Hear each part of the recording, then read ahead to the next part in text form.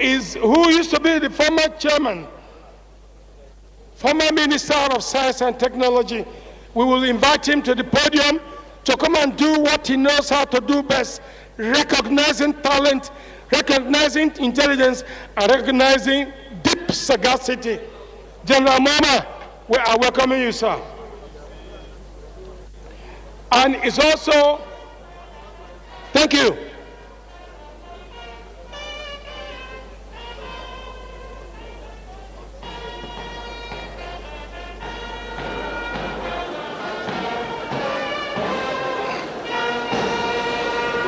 He is going to present the awards on the jets. I want to greet in a special way great eminent Nigerian leaders. Chief Ima Enuku, he is a great chieftain of the All Progressive Congress, and Barrister Ima Ibediro, the National Organizing Secretary of the APC. You are welcome wherever you are. Nigerians greet you in a special way. We are welcoming our former minister. He is looking sprite and splendid to come and do the things he does well, presenting awards to people who have meritoriously showcased their talent. General, you're welcome, sir. Yeah, thank you, Ima Okoro. Sir, you're welcome. You are going to present to the JETS category, and I would like to announce the names of schools that will come up here now for this presentation. First of all, we'd like to invite the first runner-up, Government Technical College Onitsha, Anambra State. They did a fake counterfeit money detector, hardware and software. Government Technical College Onitsha, Anambra State. Are they here with us? Let me also inform Government Science and Technical College Gariki Abuja to stand by. They did the production of organic adhesive from animal waste bones.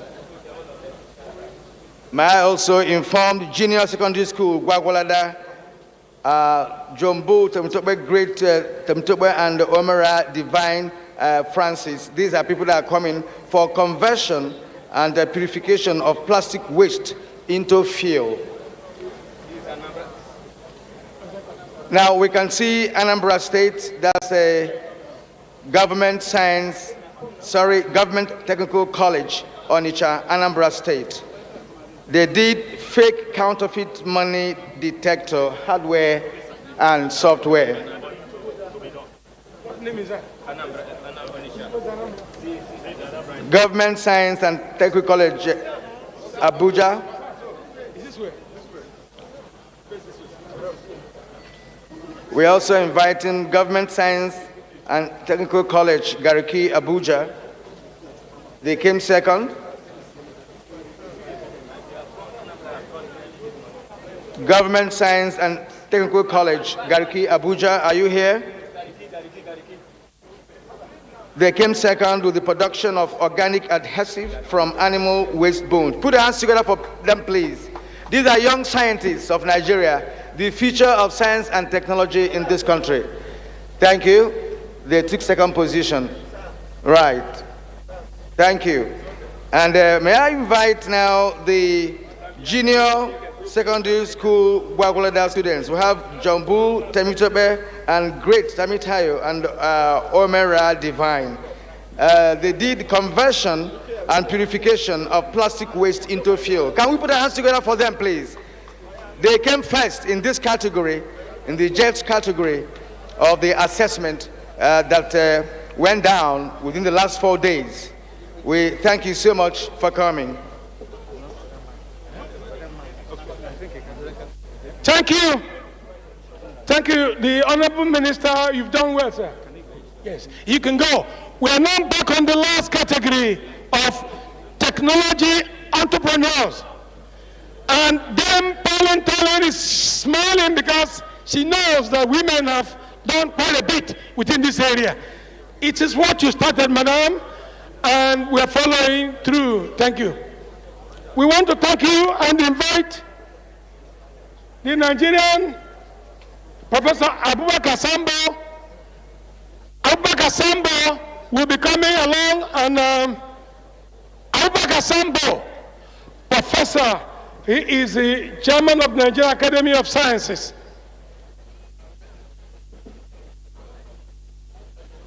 Professor Sambo, you are coming and you are going to be aided by a minister. We are gender sensitive in the science and technology. Professor Sambo, are you coming? Because the minister is already here.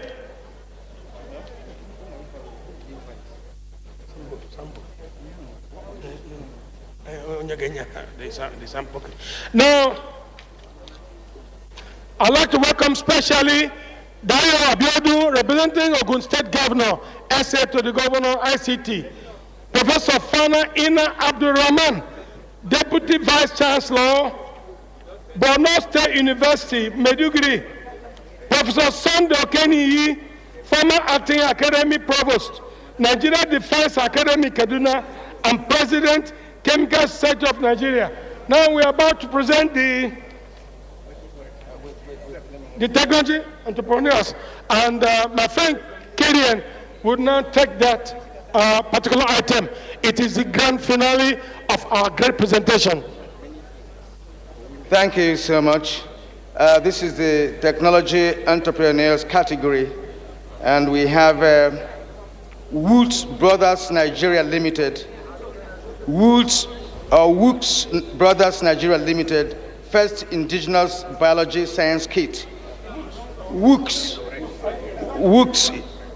Brothers Nigeria Limited, they took a third position.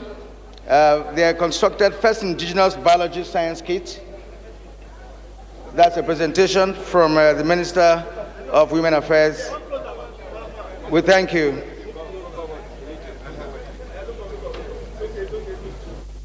Thank you. That's Woods Brothers Nigeria Limited. It's a private sector person. That's an indication that this expo allows all Nigerians to participate anytime. And now the next is Bosco Nigeria Limited. Bosco Nigeria Limited. They did an incineration machine. They produced incineration machine. Bosco Nigeria Limited. Incinerator machine. That's what they produced. And they came second in this category.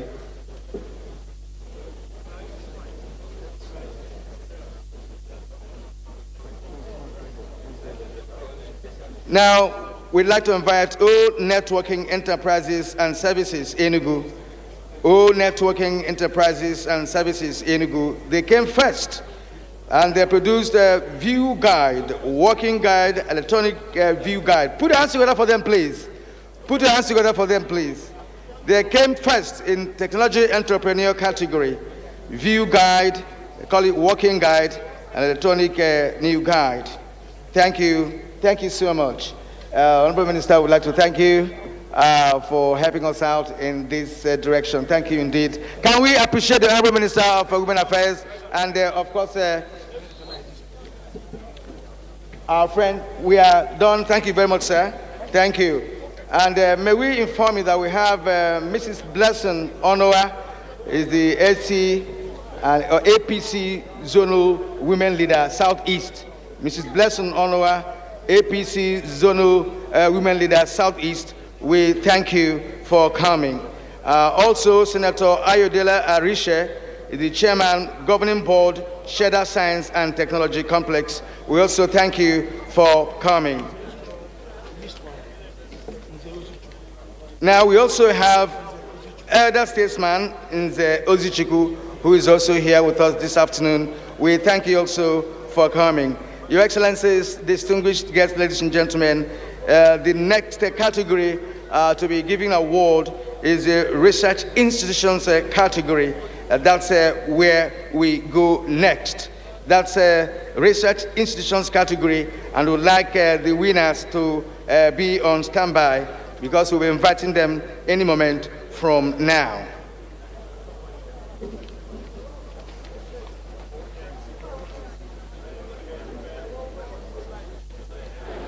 At this point, ladies and gentlemen, let us first of all call out the winners in this category before we continue. First, I'd like to invite National Space Research and Development Agency, NASDA. The NASDA came third in this category. Can we please have the representatives of the National Space Research and Development Agency, please, NASDA. The representative of NASDA, National Space Research and Development Agency, can we have you here at the podium? All right. I can see Dr. Chizia already on his way. We also like to invite Dicons CED.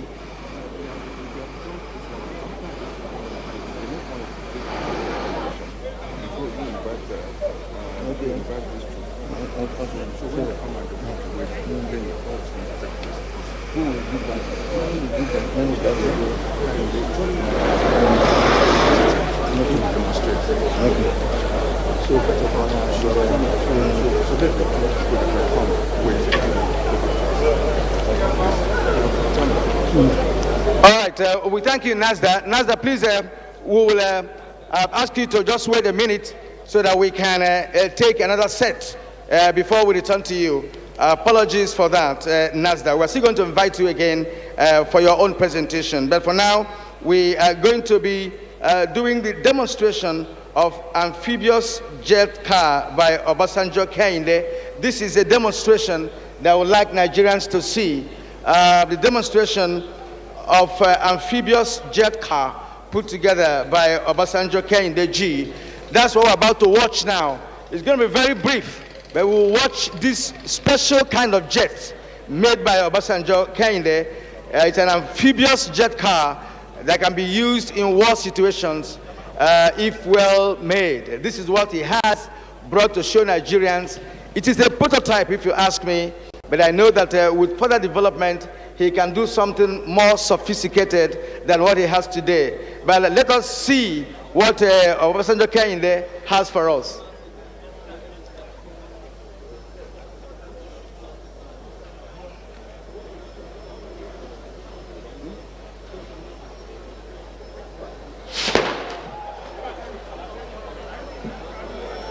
That is a kind of amphibious attack in a war situation.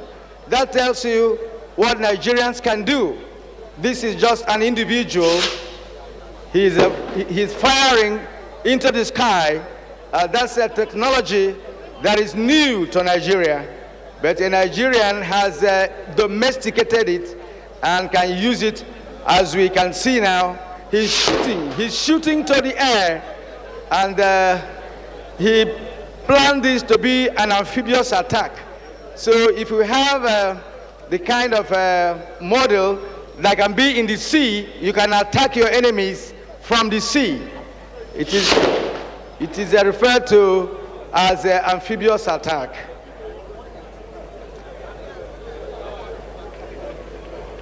That's from, can we put our hands together for this young man, please? Put our hands together for this young man, please. You can see that with support that this man needs, we are going to have a better or a more sophisticated product than what he has here. This is a demonstration of what Nigerians can do.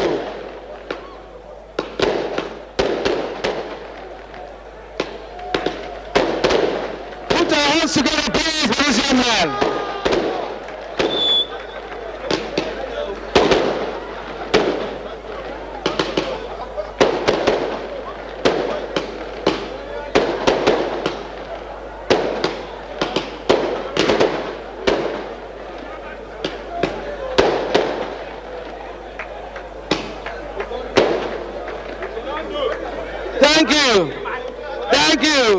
Thank you, Kehinde Obasanjo. Put your hands together for him, please. Can we appreciate him more and more, please? That is technology at its best in Nigeria for today. Thank you indeed. All right.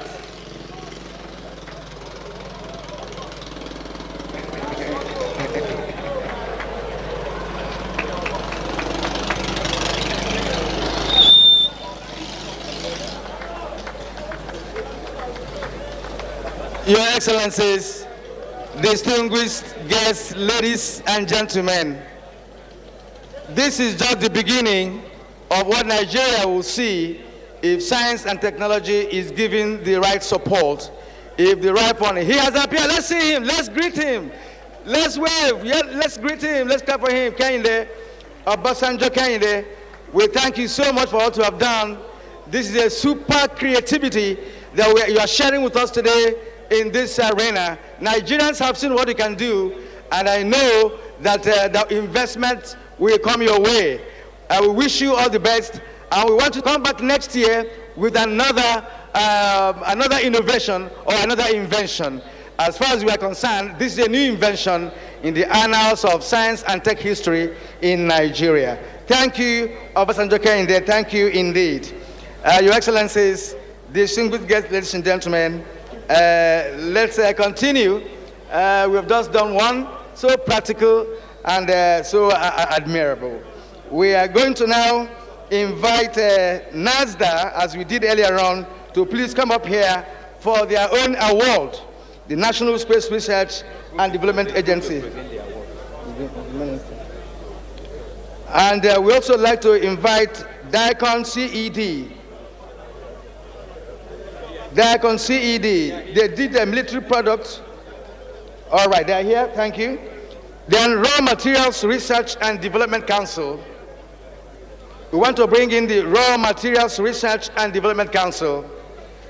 And as the DG and CEO finds his way here, may I also inform the Minister of Science and Technology that he is going to do the presentation very shortly.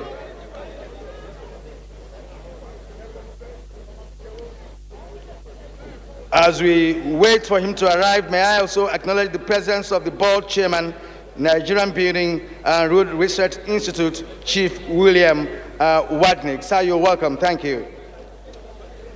At this point, ladies and gentlemen, may I invite the Honorable Minister of Science and Technology, Dr. Ogbonnaya, to come and make this presentation. It is in the research institutions category of the competition. Put your hands together, please, as the minister finds his way to the podium. Can we appreciate him, please?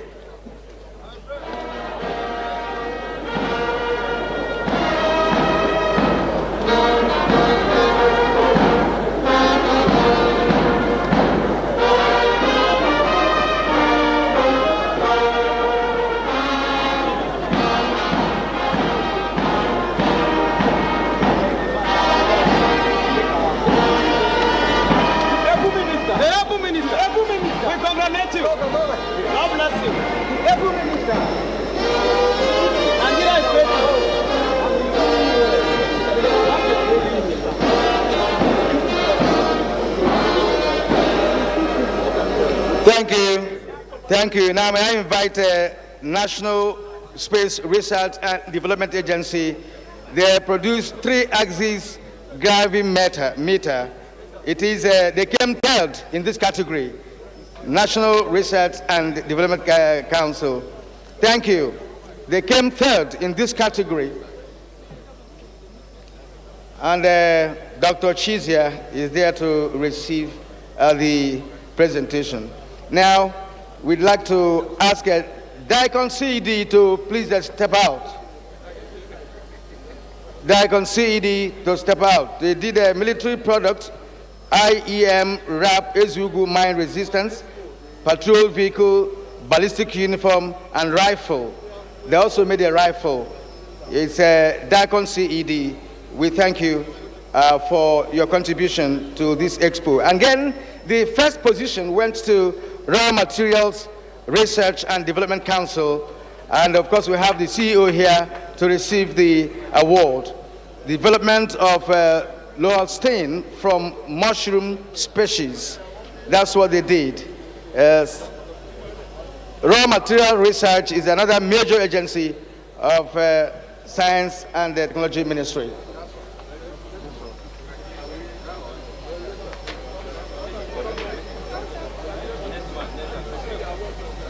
All right, let's go straight to the next category, which is the tertiary educational institutions. Tertiary educational institutions. First, let's invite Umaru Ale Shinkafi Polytechnic, Sokoto University. Umaru Ale Shinkafi Polytechnic. Umaru Ale Shinkafi Polytechnic, they are here. They did a solar pesticide sprayer. Pesticide sprayer, solar powered. That's what they produced. Thank you. The next one is the Federal Polytechnic Oko in Anambra State. Federal Polytechnic Oko, Anambra State. They made a 24 volts cupola inverter. Federal Polytechnic Oko, Anambra State, you're welcome. They came second in this category.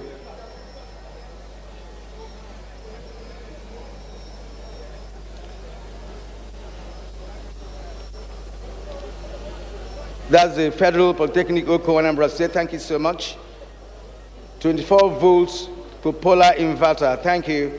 And of course, the first position went to Michael Okpara, University of Agriculture, Umudike.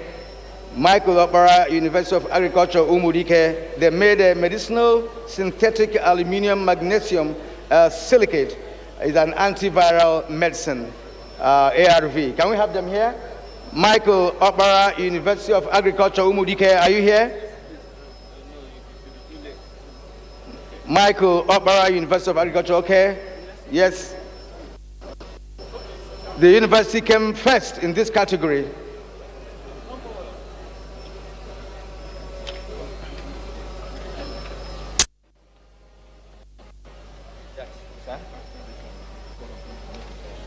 All the award winners will submit their account details to the secretary.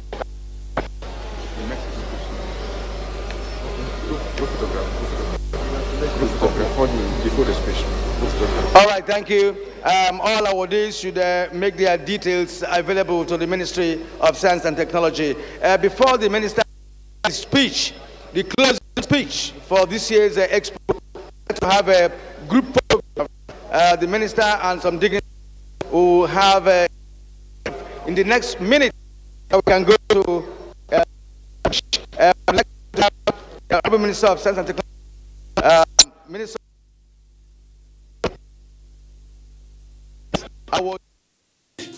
Look, enter out, go and carry your load. Go and carry your load. Don't come up for town. They say one big disease, you don't enter town, okay? What be the name of the disease? Coronavirus, okay? They say the disease, eh? If they fly for air like this, like windshield. What do you make we pass? What do you make we go? Oga, stop am now. Corona no dey fly like winch, and running away no go solve the problem. What is the solution? Abi? Good question. Federal Ministry of Health don join hands with Federal Ministry of Information and Culture. Say, if we follow some very simple instructions, we go prevent the spread of this coronavirus. Anytime when you sneeze or cough, cover your nose and your mouth with your hand. Wash your hand regularly with soap or any hand sanitizer wey contain alcohol. Avoid crowded places, but if you must go where people dey, make sure say you wear your face mask. Make sure say you boil your meat well, make it done. Avoid places when animals dey, but if you must go where animals dey, wear your face mask and your hand gloves. Any face mask or hand glove wey you don use, make sure say you throw am properly, make somebody else no go see am use. Those of una when dey spit for public anyhow, make una no dey spit like that, because that kind anyhow spit fit spread the disease. Make una no eat all those animals like rat, bat, snake, monkey, and any animal wey die of sickness. Make una drink plenty of water, because plenty of water dey help. Make una no spread fake news. Make una no share false information. Make una no cause unnecessary panic, because Ebola come this country. All of us join hands, we push am enter corner. So this coronavirus, if all of us join hands, we go also push am enter corner.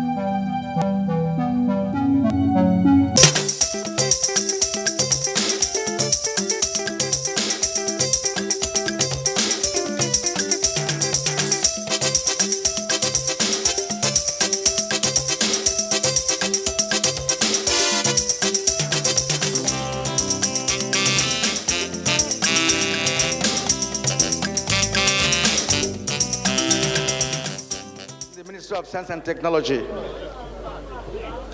something you are talking Hold on, you have to tell me.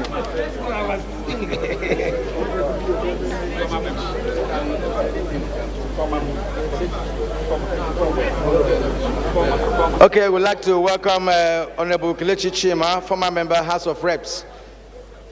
You're welcome.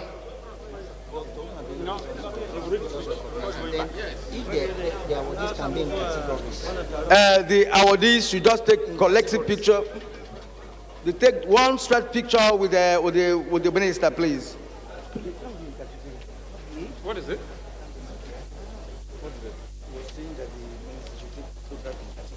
No.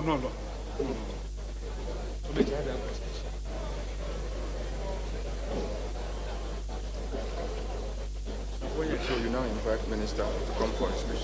Let him come and read his speech. Distinguished guests, ladies and gentlemen, at this point, we'd like to invite the Minister of Science and Technology to read or deliver his last speech to this special gathering at the Eagle Square. We thank you. Please pay attention, please.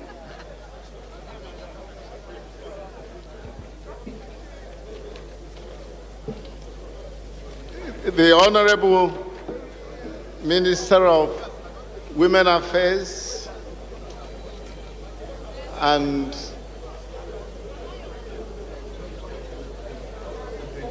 past and present members of the National Assembly,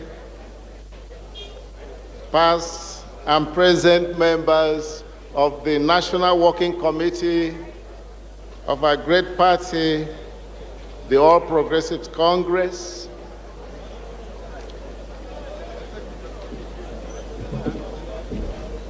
our highly respected awardees, my lords, spiritual and temporal, distinguished ladies and gentlemen.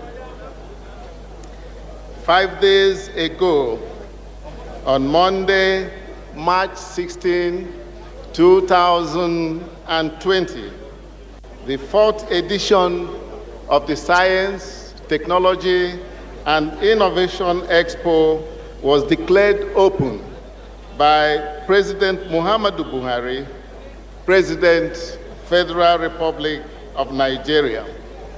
I thank Mr. President for commending the contributions of science and technology to nation building, particularly the capacity of science, technology, and innovation to create wealth for our country. Let me put it on record that the participation of Mr. President at the 4th edition of our Expo will remain indelible in our minds for a very long time to come.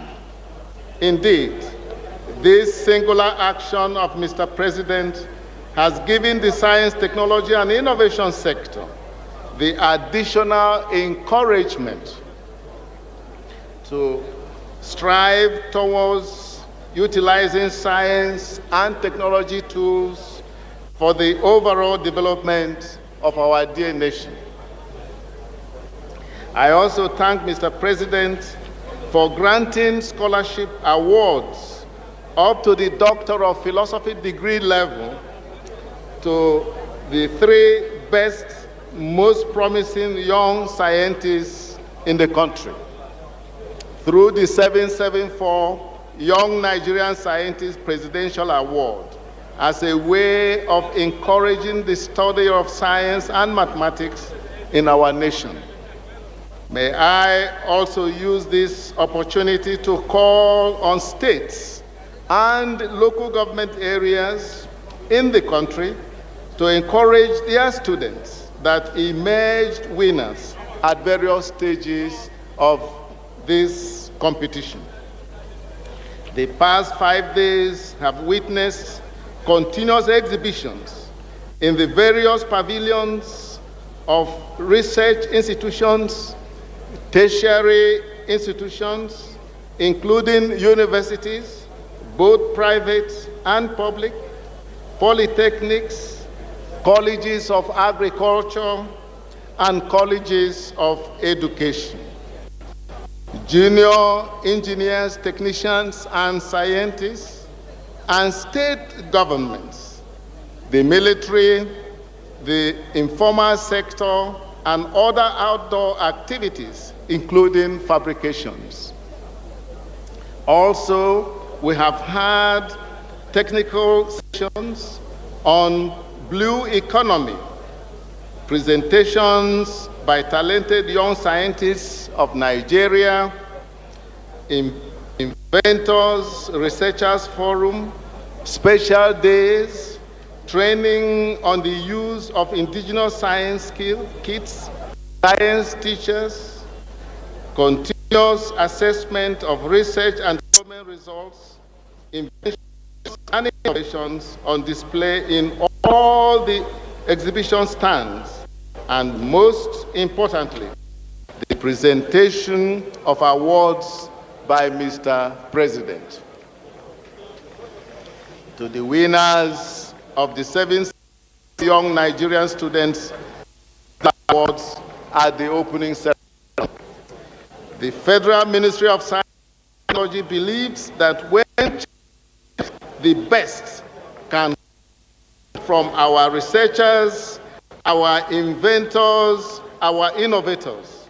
In this respect, Ministry constituted a strong team of judges to assess the inventions, innovations, and research results of our Expo participants.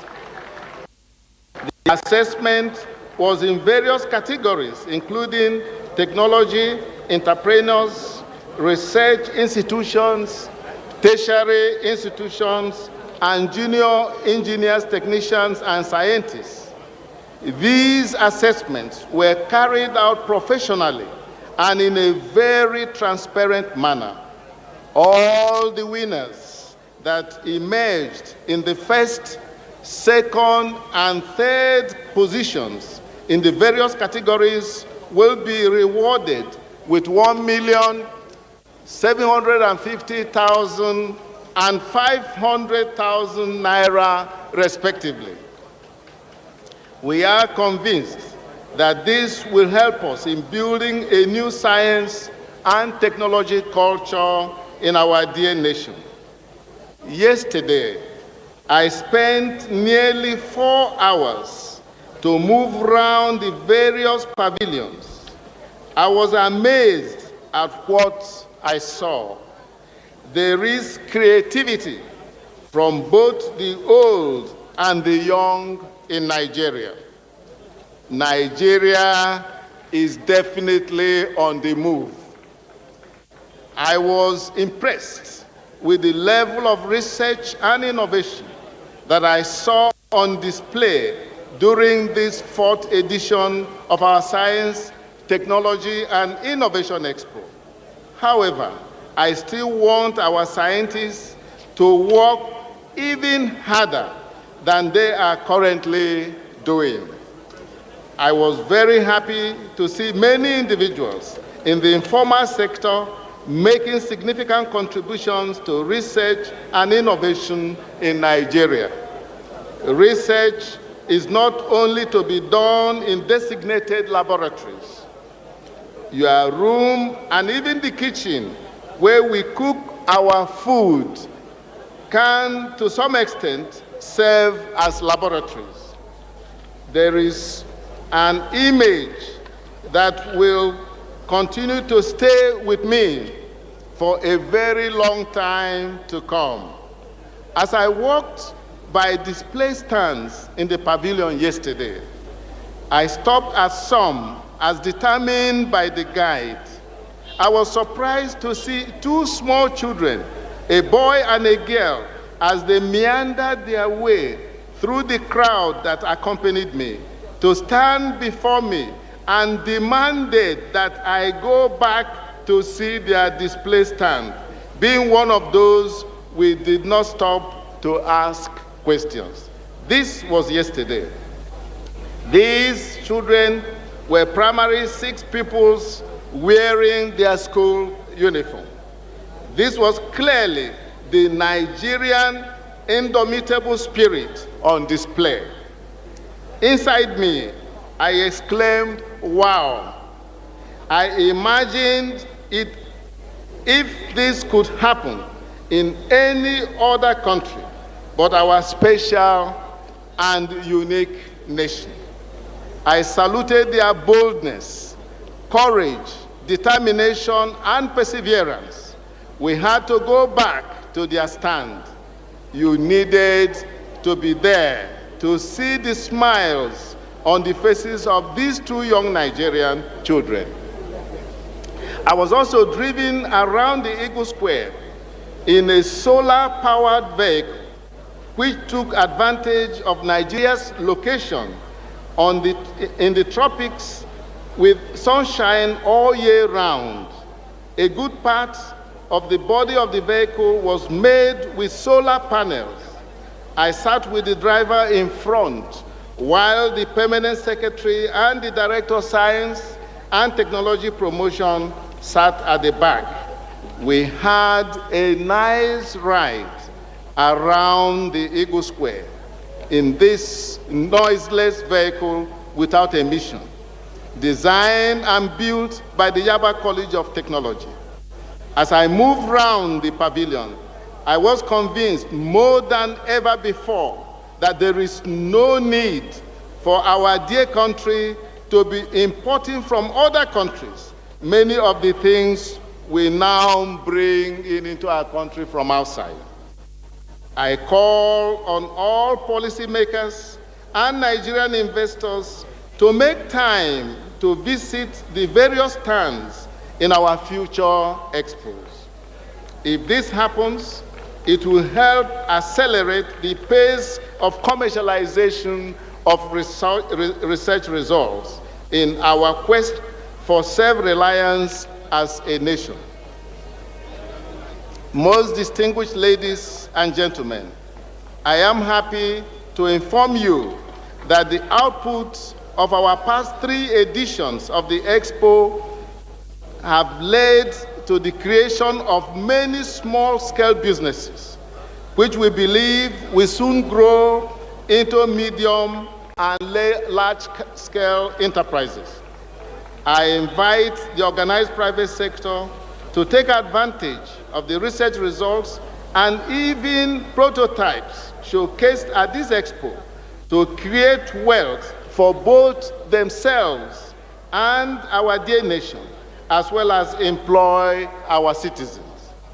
It is with this in mind that I am convinced that we will continue to use the Science, Technology and Innovation Expo to create limitless opportunities for all Nigerians, including our graduates and even those that do not have formal education. Nigerians are very intelligent people, and I know some of the innovations and prototypes we see today will soon be the major contributors to the realization of our sustainable economic diversification program. We are determined to continue to work hard to ensure that in the future, Nigeria becomes one of the leading economies in the world. We will not rest until this is achieved. Also, in keeping with our plan to move the venue of our expos around the various geopolitical zones of the Federation to enable us harvest the numerous inventions and innovations that are bound in Nigeria, the 5th edition next year in 2021 of this expo will hold in the southwest zone of Nigeria at a venue to be determined later. Most distinguished ladies and gentlemen, I thank you all for coming. I urge you to hold firm to the dream of a great Nigeria hinged on science, technology, and innovation. The future of our country is bright. I urge you to see Nigeria as a country that has the capacity to lead the world. This we can do. Working together, our collective dream can be realized. It is with gratitude to Almighty God that I most respectfully declare closed the year 2020 Science, Technology and Innovation Expo. I wish you safe journey to your various destinations. I thank you so much. May the Almighty God bless our dear country, Nigeria.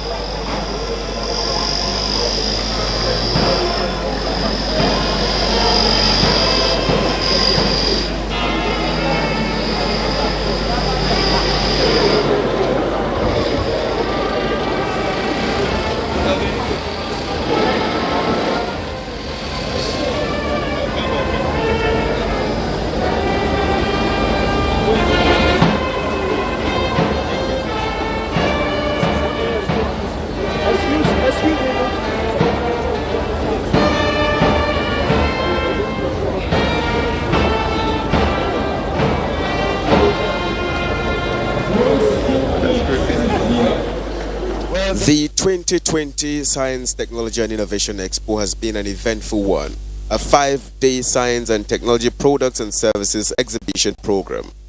Today closes the event and the Minister of Science and Technology, Dr. Ogbonnaya Onu, having affirmed the immense creativity by Nigerians at this expo after seeing an array and display of innovations, has implored the Nigerian scientists to work even harder to bring out results for national development. From his experience and sight of the exhibitions, if the scientists are encouraged and sponsored, most of Nigerians' problems will be solved. He has advised the private organized sector to come in and take advantage to create limitless opportunities for Nigerians to create wealth. The expo, which came with a focus on enhancing the growth of a diversified economy through science and technology, was with the sole aim of identifying research findings and commercializing them by investors and entrepreneurs. Well, this is where the live broadcast of the Science, Technology and Innovation Expo 2020 holding at the Eagle Square, Abuja, comes to an end. And on behalf of the outside broadcast crew, I say thank you very much for staying tuned. My name is Justin Bemunyi.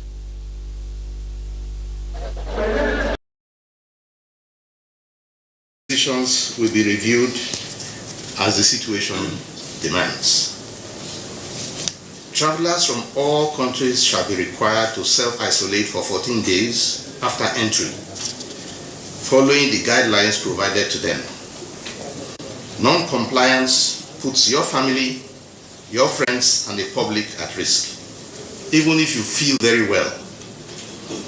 As for arrivals from high-risk countries named, their self-isolation shall be supervised in the form of follow-up to be conducted by hotel services and NCDC, with the option of doing a testing as need arises. According to our national case definition, we have identified 2 more high-risk countries, Austria and Sweden, who were added in the past 24 hours to the list.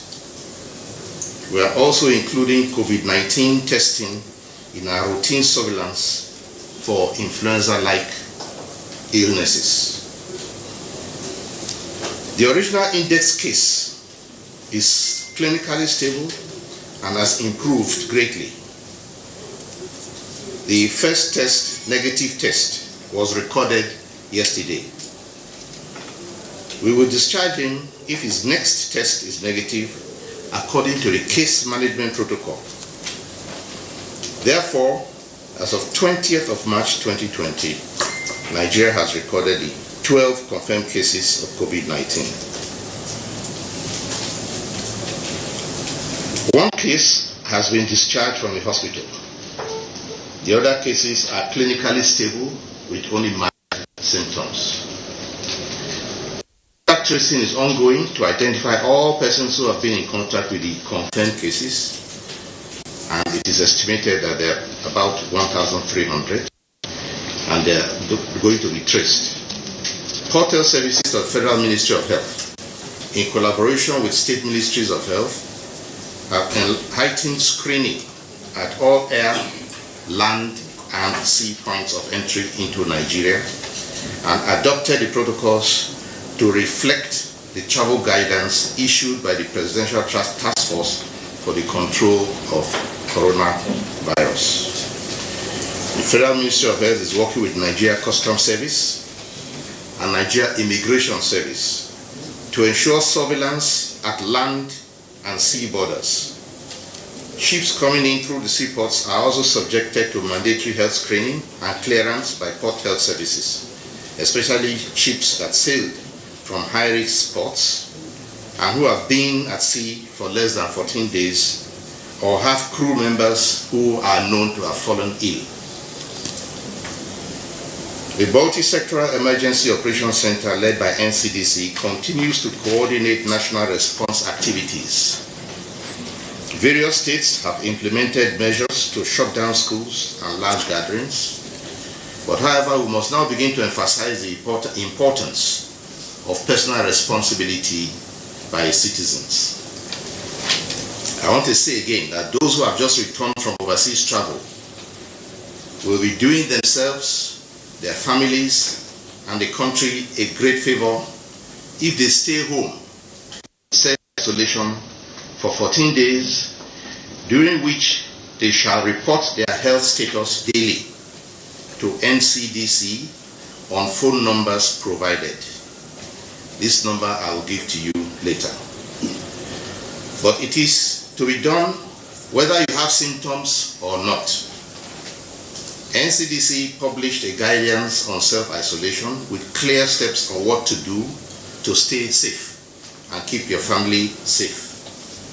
We urge Nigerians to wash their hands, avoid contact with people who are sick, and practice proper personal hygiene. Follow the NCDC published guidance on self-isolation. It has clear steps on what to do. NCDC hotlines are active day and night, and we urge citizens to only use this for legitimate reporting and not as a joke. Answers to frequently asked questions have also been put up by the Presidential Task Force on that website. We are continually scaling up. We applaud the efforts of Lagos, Ogun, and state governments, and Ekiti. Lagos, Ogun, and Ekiti state governments in implementing urgent response activities, and urge other states to do the same if and when its need arises. At the National Executive Council, chaired by this week, states to urge investment at subnational level, especially in contact tracing and usable emergency isolation centers. Citizens are advised to discourage misinformation that causes fear and panic in disseminating false or senseless messages, even if they seem funny. Please accept only information shared through official channels of the Federal Ministry of Health, the NCDC, or state ministries of health. The fight to contain COVID-19 is a call for every Nigerian resident to be responsible with information by accessing and sharing only credible information from the official Federal Ministry of Health, NCDC, Lagos State Ministry of Health, and other state health department officials or channels on TV, radio, and social media. Stay in one room. You should strictly limit your contacts with people, even including family, during that period. And if during your 14-day self-isolation you develop symptoms of COVID-19 such as cough, fever, shortness of breath, or generally feeling unwell, avoid self-medication and contact NCDC through the Connect Center immediately. The number is 0800-97000010. I shall repeat, 0800-97000010. Once again, I wish to urge all citizens to take care of their health and protect others by continuing to do the following. Regularly and thoroughly wash hands with soap and water for at least 30 seconds. Do not, and if not possible, use the alcohol-based hand sanitizer. Maintain up to 2 meters, at least 2 meters distance between yourself and anyone who is coughing or sneezing or has a fever. Be sure you and people around you follow good respiratory hygiene, which means to cover your mouth and nose with a tissue or handkerchief if coughing or sneezing, and dispose of it immediately. Alternately, use your sleeve and cough or sneeze into it if no tissue is immediately available. Do not mingle with people or to congregate, but instead stay at home if you feel unwell, with symptoms like fever, cough, sneezing, difficulty in breathing. Call NCDC, a toll-free number available 24/7. Thank you for listening. Thank you, sir, for the update on COVID-19. With the permission of the Honorable Minister of Health, the question and answer session begins. Please kindly go straight to the point and be brief. Thank you. NCDC is here. Where's NCDC?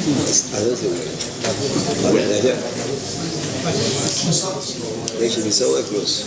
Okay. Hello, I'm William Clowes from Bloomberg. Just 2 very brief questions. First relates to President Trump's comments yesterday about chloroquine and hydroxychloroquine. I know that Nigeria doesn't use the first one, chloroquine. Excuse my ignorance, I just wanted to know, is the second one, hydroxychloroquine, still used here in malaria treatment, and is there a concern about availability after the President's comments? And the other one is, could this pandemic, reduce global manufacturing of malaria diagnostics and treatment drugs as we approach malaria season and people prioritize COVID-19 over malaria?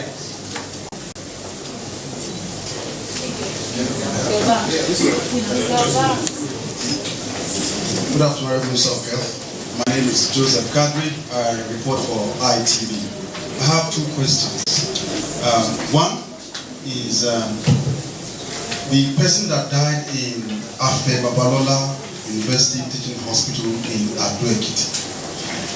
That facility is still on. Students are still having lectures or practical in that facility, and the facility will still be on until first week of May. So what is the federal government doing about that, especially when we have somebody died there? Why is that facility not shut down? Then on the aspect you talked about, people should maintain at least a feet whenever they're in public transport, if necessary. In the FCT here, we discovered that commercial operators carry 4 behind and 3 in front. What? Yeah, 3 in front. Yeah. So, what are you going to do concerning that? Thank you. Good afternoon, Honorable Minister. Good afternoon, everyone. My first question is on the issue of procurement.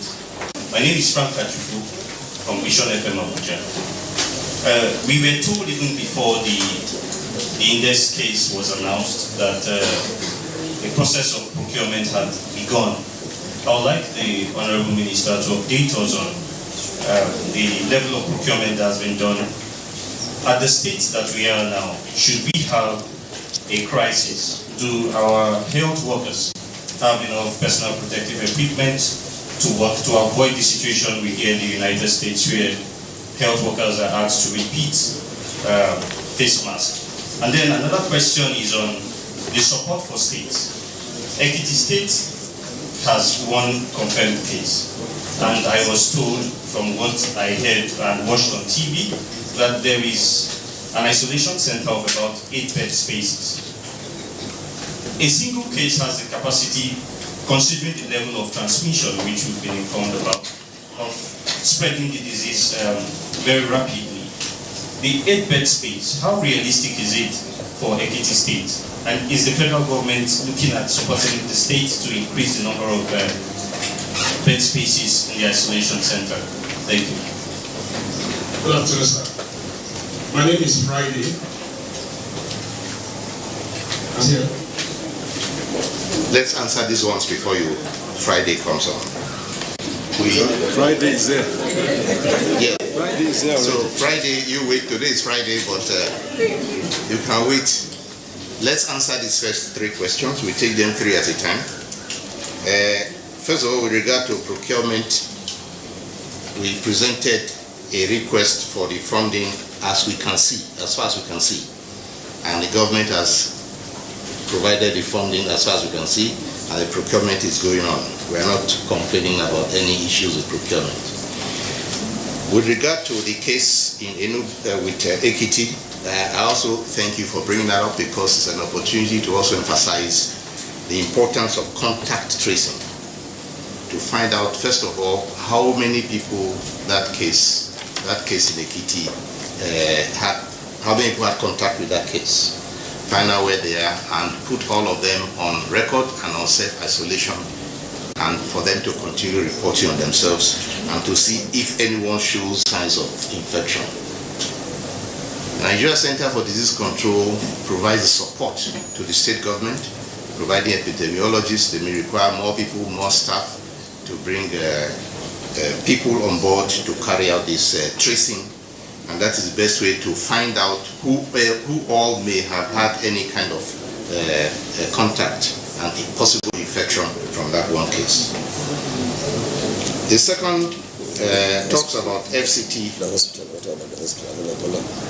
Yes, well, if they have I'm coming to that. I think it's coming up. It's further up.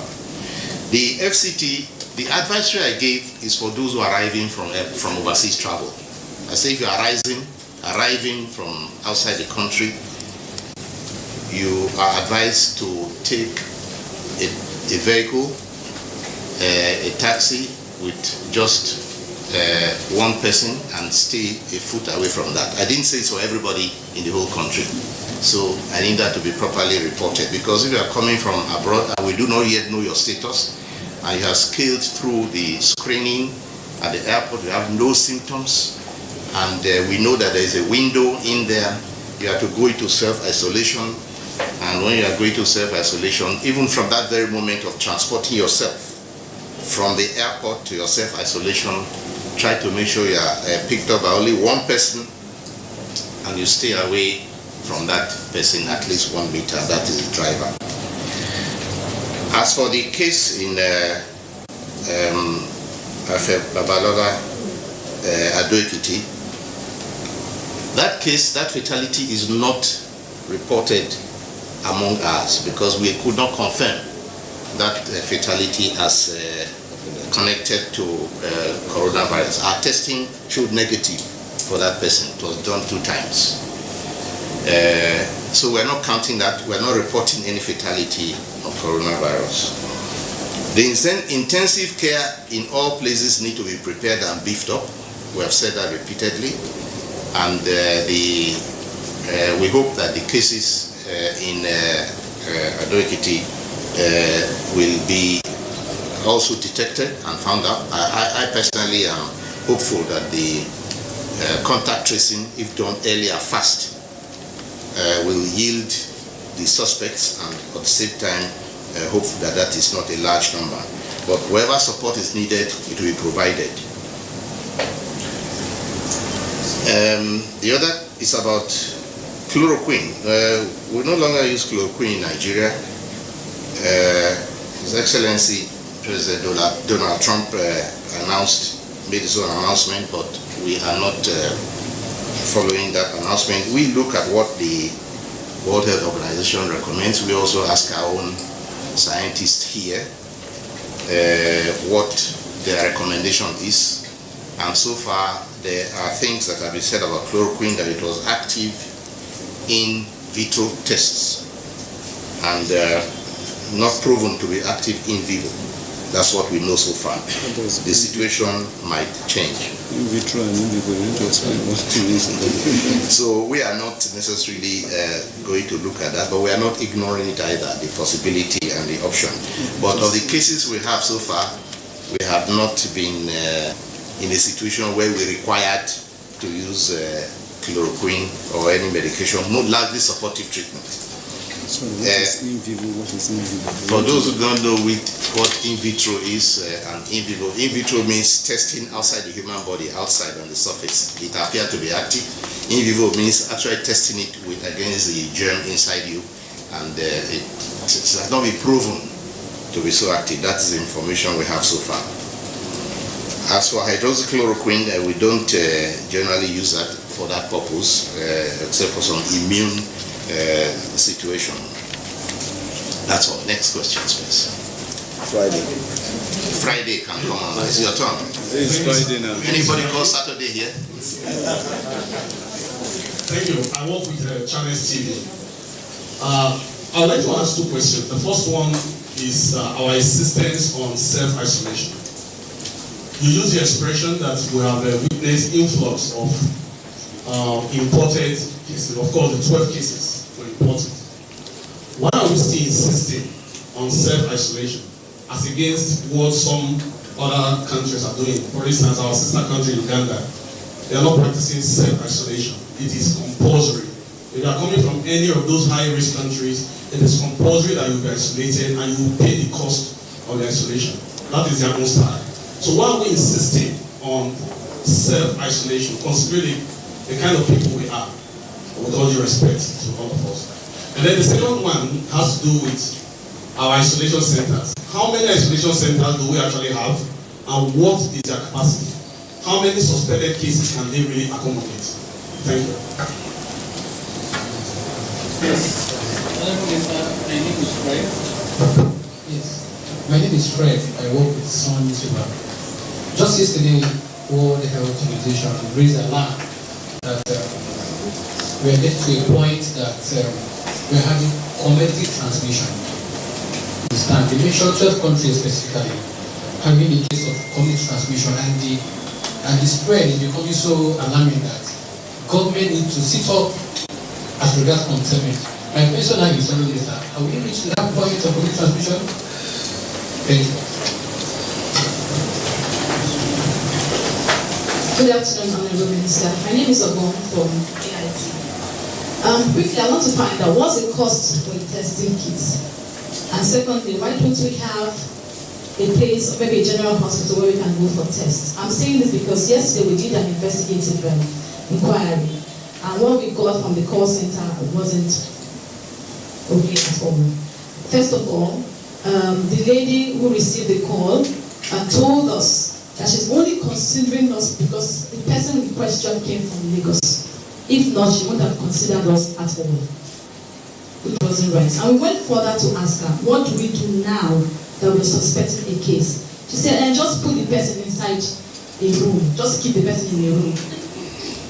For me, I don't think that was necessary. What she would have told us was either take this person to a general hospital or otherwise. But there was no information. So I believe that those manning these call centers are not well informed and what information to give out to the public. Thank you. Okay, thank you. Let's answer those ones. With regard to the last question, we we're not charging anybody for the testing kit, and we have not charged anyone to pay for the testing kit. But there are criteria to be tested, because these testing kits are scarce, they're expensive, and we are not going to expend it on anybody who comes and say, test me. That will not work, because no country can afford that. There's one country that wanted to test everybody, and very soon they discovered they had to abandon the idea. It's not possible, because they collected samples from everybody and sent them to the main laboratory, and very soon their test kits were gone, and they didn't get. But you see, you must fit certain criteria. First is that you must have been outside the country within the preceding 14 days, or even if it's 16 days, we'll accept. If you haven't been, then you are not eligible. Second is that you may have been in contact with somebody who has been, a close contact with somebody who has traveled within the preceding 14 days, and that person either has been tested or has not been tested or has tested that is positive. If you fit those criteria, yes, definitely you'll be invited to test. Otherwise, you have to stay in self-isolation. If you have traveled and you have no symptoms, and keep reporting. Immediately you have a symptom, you can call and say, I traveled within the last 2 weeks, I just came from abroad and I'm not feeling well and I'm feeling very sick, I have fever. Then immediately you will be given attention for testing. For the transmission, community transmission, yes, that's a high risk, and many countries are already suffering community transmission, which is why we in Nigeria, every country uses its own strategy. As you can imagine, it's foolish for one country to try and copy what the other one is doing. You are going to lose seriously. So we have our experts here, public health experts and epidemiologists who know the way diseases are transmitted, who advise government, advise us. I myself am not an epidemiologist, on the best approach. Therefore, our strategy here, knowing that this condition of our health service is to be fast and aggressive in finding out any possible case that may have entered. That's why we insist on self-isolation, we insist on supervised isolation, and we do testing, and we do contact tracing, and admission of people who are positive immediately into treatment centers. The Ugandan style, where the Ugandans have developed their own based on their own peculiarities, their own needs, they will not copy us, and we will not copy them. We look at what each country is doing to see if we need to copy or if we need to borrow a leaf from it. But we are not taking hook, line, and sinker what one country has adopted, because everybody knows its challenge, everybody knows how the shoe fits. The question of self-isolation, I think, is very important. It's something that is critical for our own strategy, in that a person who comes in on an airplane from an infected country, and as it is now, over 160 countries have cases. We do not know if he's carrying the infection or not. And our first priority is that if he is carrying it, then, and he has not manifested it, then he needs to be in a place where he has the least possibility of spreading it to others. If he is not infected, we also don't want to imprison him in an isolation center where he will be very uncomfortable, or he might not feel at home. Somebody is coming from a long journey, you lock him up. So we decide that he can go home, but understand clearly and cooperate with self-isolation. Now, if he shows any symptoms of being unwell, we immediately bring him in for testing, or rather we go and take sample and test, and if it's positive, we take him straight away into the treatment center. I think that answers your question.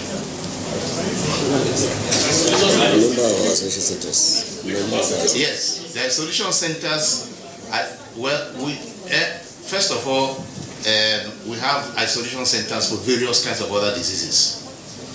But for coronavirus, every country is scrambling to build isolation centers. You know that China built its own 1,000-bed center in 10 days, that's them. But every country is scrambling for that, and we are also doing our own part.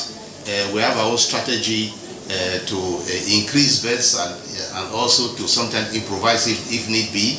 There's a standard isolation center going on in Gwagwalada. There is one already in Lagos. a very sound one, which was inherited from the coronavirus, the Ebola virus case that came into Nigeria. So they are very stable, and there are other strategies we are immediately working upon to develop isolation centers if the need arises. We are working seriously on those ones, including requesting our teaching hospitals to immediately make wards available if the need arises. But I will say that no country is ready. There is no country that tells you they are ready. They were ready for Corona. All countries are really adapting and moving, and it depends on how fast you move and how calculated your moves are, that you can be able to control the epidemic or the threat of epidemic. My name is Femi Atoye. I write for Punch. Well, Minister, let me take part to the issue of isolation centers.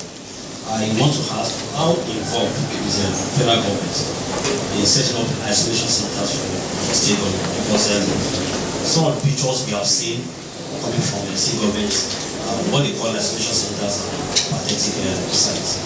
I want to know what the federal government is doing in helping state government to set up isolation centers, especially in terms of equipping the police and identifying the site for it. And my second question is, at what stage will Nigeria activate quarantining instead of self-isolation? Thank you, sir. Okay, good afternoon, Honorable Minister. My name is Moses Emomiken from the Nation newspaper.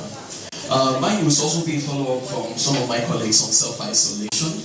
I mean, it's too critical right now that we have to make it very important for everybody coming into the country. But my question is, sometimes we assume that everybody belongs to a certain level of standard of living. I tell you that some people, even if they are coming from abroad, they don't live in environments that they can really effectively self-isolate. Some people live in face you, yes, even if they come from abroad. Some people live in a 2-bedroom flat and they have kids and have families together. So I want to know if we are going to beef up our strategy for self-isolation. If the government is going to be involved in creating, if at all, create some isolation centers where these people can stay instead of being threat to some of their family members because they don't have enough room for that. I think that's all. Thank you, sir. I work with this I want to talk about treatment being meted out to those who are on isolation, that's isolation centers. We had the incident of what happened in Enugu, and the family gave a press statement on what they thought was what they neglect on their mother. Such cases, if allowed to go without the government trying to put it to rest, might discourage some people. They may see those isolation centers as death camps, because I know how you feel. And what my question is, what standards are we trying to insist on for health workers or health officials that are to attend to those on isolation centers? Because sometimes you go there, some might starve to death, some might not receive normal treatment because everybody is scared. Do we have any standard method of attending to them so that we can have it all around, so that people cannot suffer unnecessarily for this kind of situation? Okay, well, thank you. I'll start from the last one. First of all, you must not imagine isolation centers to be prisons. When you say some are starved to death, Enugu has had only one case. And the other case we had was in Ekiti at the moment, and then Ogun State, Enugu, Ogun State, and Lagos. So when you say some, it looks as if you are generalizing, and that's not quite accurate. You must know that many countries are trying to adjust rapidly to this threat.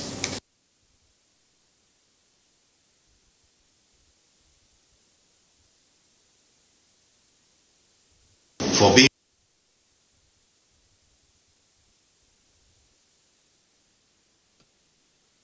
noticing she had a temperature and taking necessary steps to approach the government or the health authority.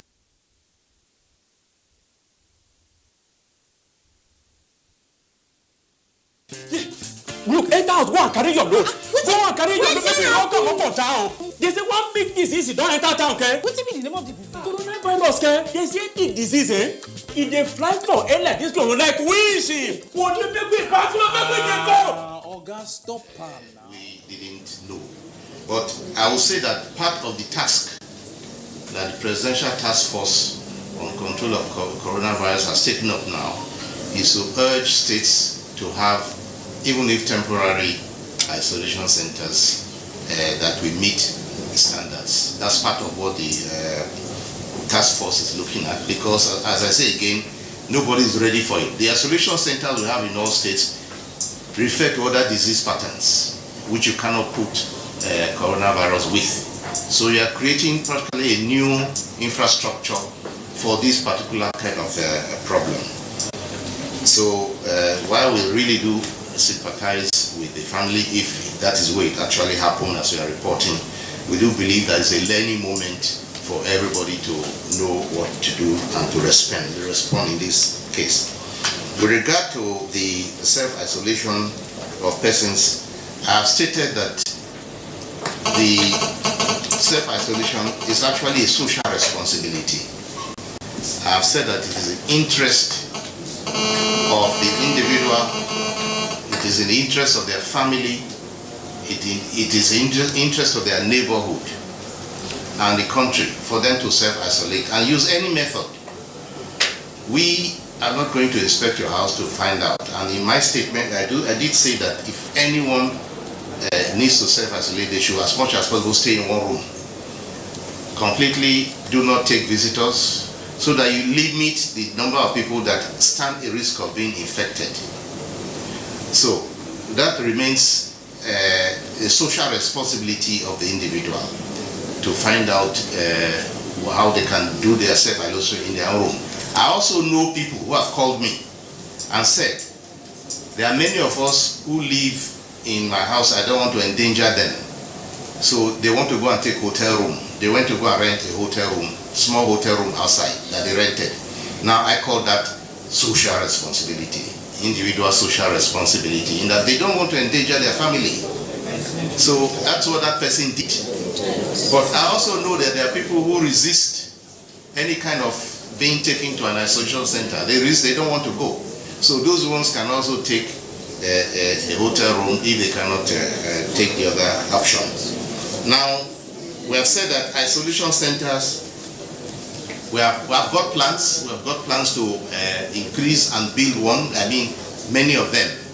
But that cannot be realized within the next months or years or year.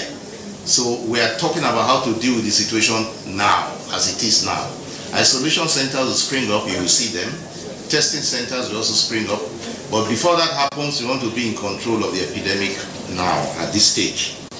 Now, anybody who's on isolation, supervised or self-supervised,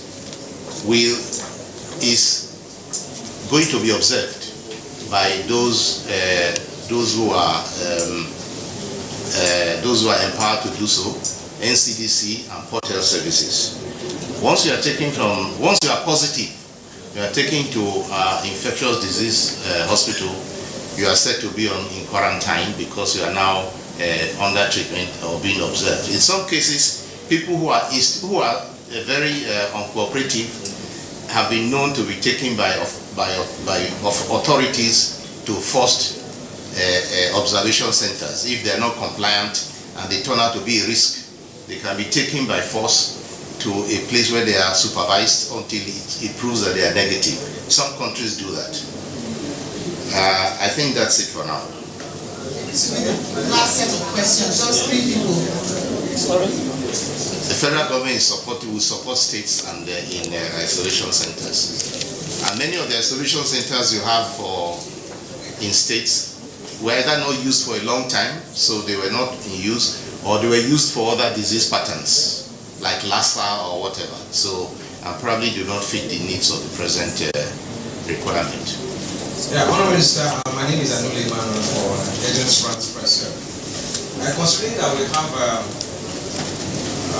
now risk global transmission, I just want to find out from you, sir, what is the government doing to increase the number of ICUs and the number of bed spaces that we have in these ICUs, and also respirators? Thank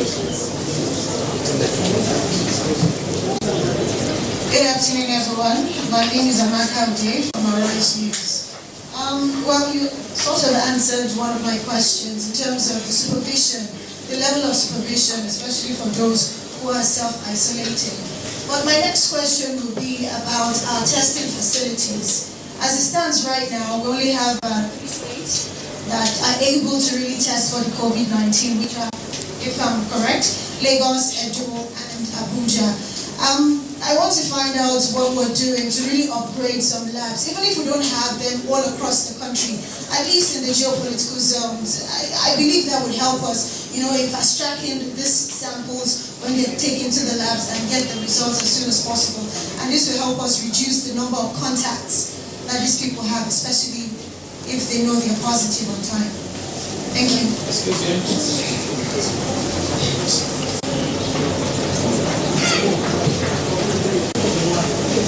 Good afternoon, sir.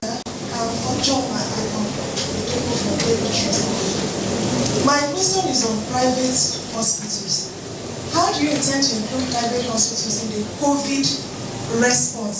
Are there some designated advanced hospitals you intend to work with? How are you going to strengthen them? Then secondly, there have been uproar, especially in the Senate, about the number of testing centers for COVID-19. For instance, in the whole northern states, there is no testing center except you come to Abuja, the southeast and all that. How do you intend to expand the number of testing centers for COVID-19?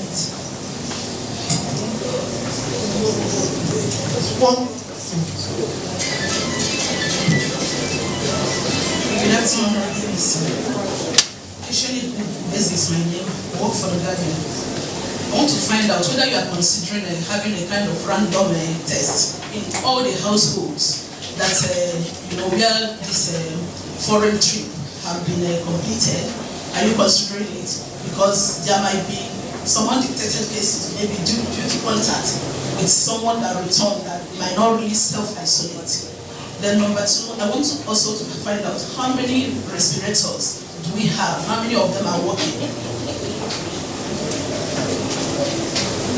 Okay, thank you very much, everybody. Some of the questions are quite related, so we shall address them and address one and address the others. First of all, with laboratories, when the COVID-19 first came into this country, we didn't have the capacity to test at all because, as you know, it was called the novel coronavirus, new. We didn't have a facility, and at that time our option was to take sample and send to Johannesburg for testing. Working very hard, we were able to get the reagents, and I will tell you that testing for coronavirus requires a special machine. It's a molecular diagnostic machine called a PCR, but you need a specific reagent that will identify this virus for you. So even if you have the machine and you do not have a reagent, and then you have not trained your staff, you can't use it.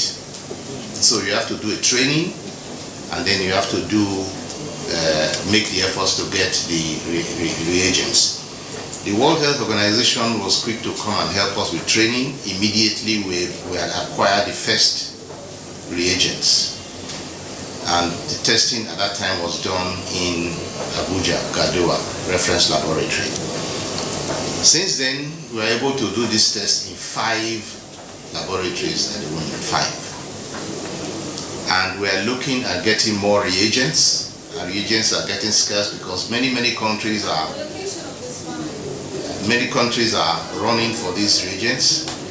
And we have an offer of a PCR machine by one of the Middle East countries that want to give us one, which we want to place in Kano, where there is a gap. The 5 we have at the moment that are able to do this test, there are 2 in Lagos, that's the Nigeria Institute of Medical Research, the Lagos University Teaching Hospital, in Abuja, Gadowa NCDC. Then there are 2 research centers. One is in Ede, and one is in Irua, Edo State. Those are research centers for... Redeemers at Oshun. That's Ede is the town. It's in Oshun State, but it's in Ede town. But the one in Edo is in Irua, in Edo State. They are research centers and they're able to do these tests. We are hoping that if we get more reagents, we shall train persons to also do this test in Abakaliki, because the machine is there, but you don't have the reagents. And I think Kano and Maiduguri, once we are able to get more reagents and do the training. So that's the capacity.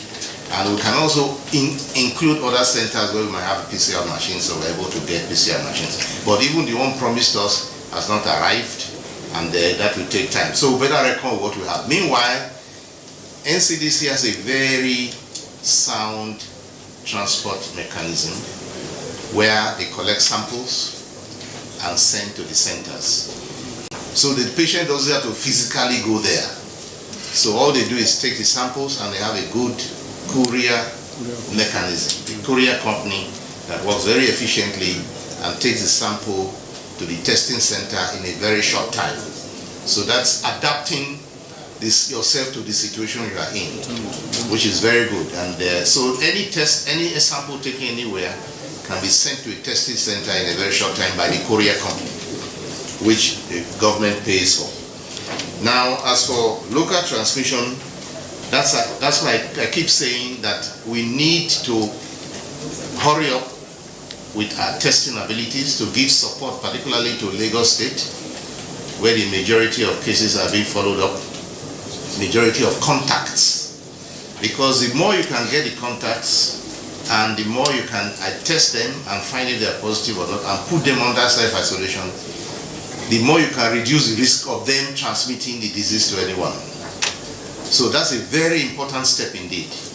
And if the more you're able to find all the contacts, test them, make sure they're not infectious, the less you will need an ICU, because you have fewer cases, you have fewer patient load. So that's why our strategy is on prevention. First of all, identifying those who may be coming from abroad, and of those who have arrived, tracing, and somehow or the other were not caught because they didn't have symptoms, tracing them and tracing their contacts and finding all those who are positive, put them on observation, testing them, putting them in treatment, and to reduce the risk that we have. Because if you do not do that, each one infects the other and the infection will spread and you can easily lose control. So our emphasis is on that. And random tests, well, the criteria, because we have limitation in test kits, the criteria we use now is that, one, you must have traveled in the 15 days before. Two, or you may have been a victim, or rather a contact of a person who traveled, a close contact who just came, or you have symptoms that indicate that you may have coronavirus infection. So you'll be tested. But random testing is going to be like you go hunting and start shooting into the bush hoping that you will kill something, and you may end up with nothing. Better to aim and identify and do a more targeted use of your scarce resources. Private hospitals, yes, we know that private hospitals offer 50 to 60% of consultation to Nigeria, which is very good. They are a very powerful factor and very powerful partners in the healthcare system. So they are very, very good. And we know that a good number of patients, first of all, report to the private centers. Now, the private centers may not have, most of them don't have the facility to treat a highly infectious disease like that. And they will definitely not have a laboratory for it. But in that case, we urge private hospitals, if they have a suspected case, to refer them for diagnosis. If you can hold them in isolation while getting your result, fine. Otherwise, you can refer them straight away to a center for isolation of suspect cases and get a test done and let the patient be treated in a designated IDH. Now, this is a highly contagious and infectious disease, which if you don't have a protocol for treatment, you can infect your staff in the hospital, you can infect other patients, and that will not be good. So it's better to go to designated center instead of running the risk of having local transmission within your own private facility. So we do advise, yes, if you're a private practitioner and you get a patient who is suspicious or suspected of infection, send for testing and then send to a designated treatment center. If there are any private hospitals who wish to set up facility for treatment, well, I think they will be inspected by the relevant authorities to see if it meets the safety standards and need to be accredited to handle a disease as dangerous as this, because it's one of national security concern. Thank you, everybody. Last question.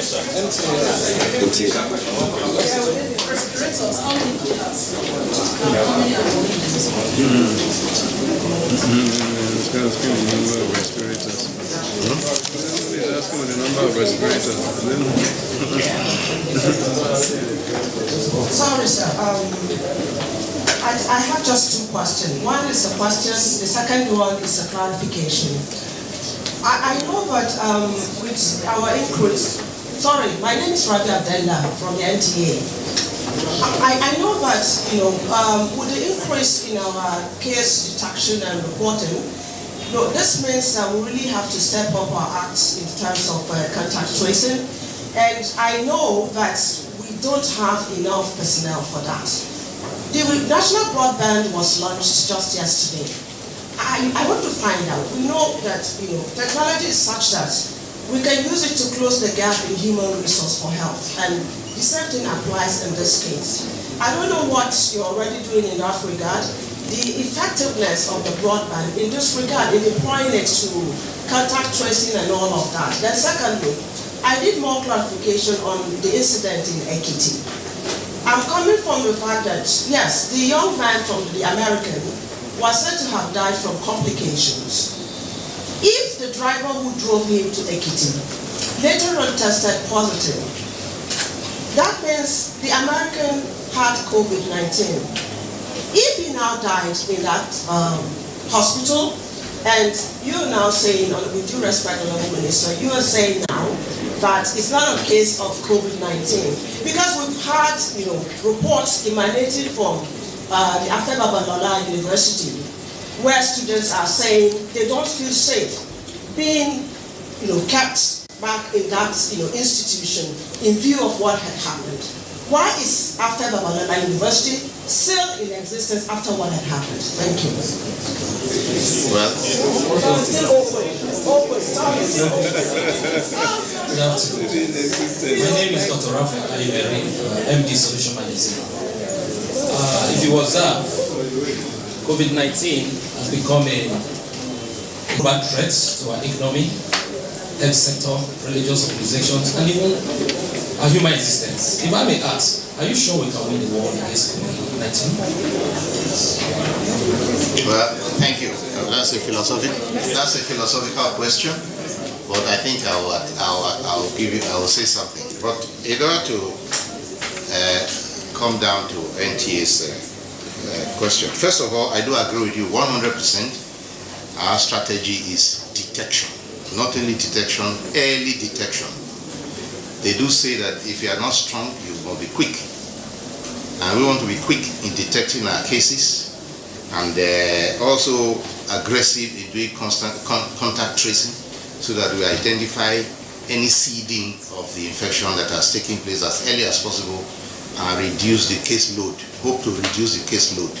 So we are following that. That is the job of NCDC, working with state governments. Every state has a public health department. Finding the cases as they come in is the work of Port Health Services, and they are also trying very hard to increase their presence at the airport. As you know, the government has now reduced international flights to 2 landing sites to create more focus on those who are coming into our country, and also placed certain restrictions, put certain restrictions in place.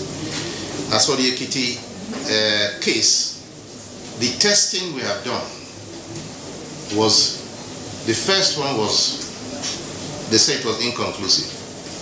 And we asked for a repeat. The repeat came negative. Negative. And I think, if I remember correctly, that it was done a third time and it came negative. So we can only say it was negative.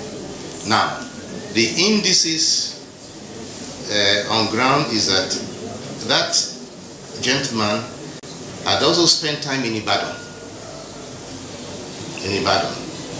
Before going to Ekiti. And the driver, if he's positive, which is the case, of course it looks like a puzzle, but we must not assume that if he's positive, it must have been... Is he positive, sir? Sorry? Is the driver positive? Yes. So where did he get it? That's the question. Now, you cannot assume that he must have got it from that one person, because I believe, if I'm correct, it's a taxi or something. And I do not know, and if it's a taxi, we do not know who else he was in touch with. We do not know what kind of taxi it was, whether it was an airport taxi. And we also know that this individual was in Ibadan. And what the driver did there in Ibadan, who